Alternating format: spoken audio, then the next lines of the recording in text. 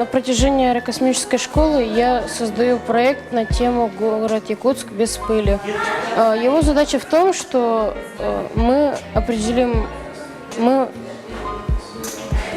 определенные улицы города Якутска, в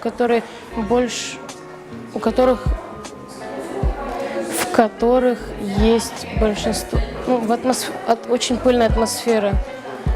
Из них мы выделили несколько улиц и создали соцопрос в интернете. Определенно мы использовали WhatsApp. Мы его раскидали по всем группам и проголосовало 145 человек. Из них мы выделили самый большой на 202 микрорайоне большая пыльность дорог. За нее проголосовало 49%. Это 50 человек где-то из всего соцопроса. Наш проект ДЗЗ соединим вместе с робототехникой. С помощью робототехники мы будем там использовать определенный датчик, с помощью которого мы будем выезжать на местность и в атмосфере определять количество пыльности в атмосфере. Мы получим информацию о том, где самая большая атмосферность пыли, и будем писать письмо в мэрию, чтобы забетонировали, или озеленили те места.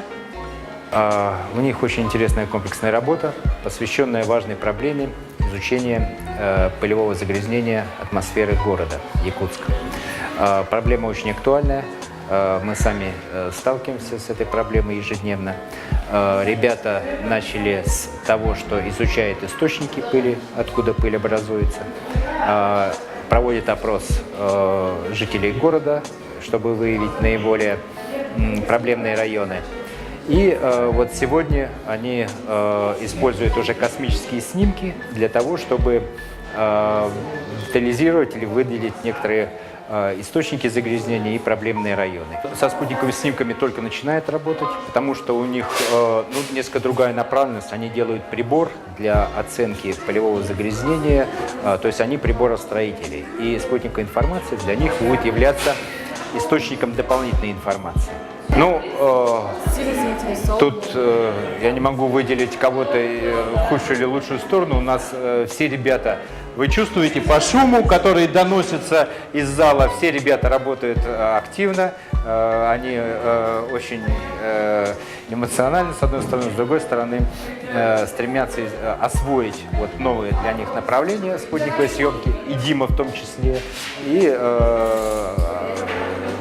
я бы сказал, что очень успешно это дело с этим делом справляется, осваивает.